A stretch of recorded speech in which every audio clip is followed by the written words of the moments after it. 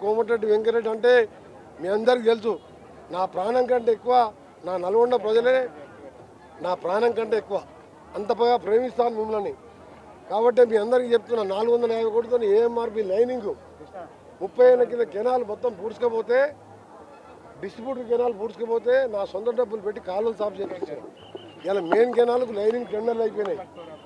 ఇవన్నీ పూర్తి కావాలంటే, ఆ గ్రామాలు బాగుపడాలన్నా సర్పంచులు, అధికార పార్టీ, మన పార్టీ ఇంకా 15 ఏళ్ళైనా 20 ఏళ్ళైనా కాంగ్రెస్ పార్టీ ఉంటుంది. 10 ఏళ్ళు టీఆర్ఎస్ చూసినాం. కవిత ఒక్కది చాలు. ఇప్పుడు కవిత ఒక్కొక్క మినిస్టర్ ఎన్ని వేల కోట్లు దోచుకుంటో లెక్కలతో సహా చెప్తుంది. కాబట్టి ఇక నేను టీఆర్ఎస్ని విమర్శించుకోదలుచుకోలే.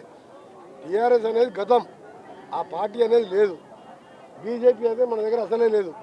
ఉన్నది ఏకైక పార్టీ కాంగ్రెస్. ఈ 3 ఏళ్ళు, వచ్చే 5 ఏళ్ళు, ఆ తర్వాత 5 ఏళ్ళు ఆ విధంగా అధికారంలో ఉండి ఇందిరమ్మ రాజ్యం, సోనియా గాంధీ రుణం తీసుకుంటాం.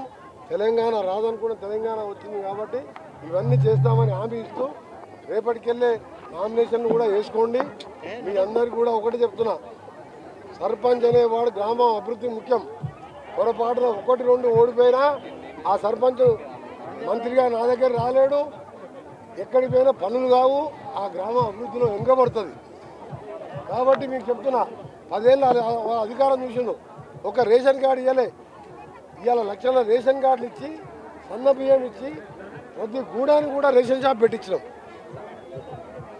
ధనికులు తినే సన్న బియ్యంతో ఇవాళ పేదవారు అన్నం తింటున్నాం. అంటే ఇది పేదల రాజ్యం, ఇందిరమ్మ రాజ్యం.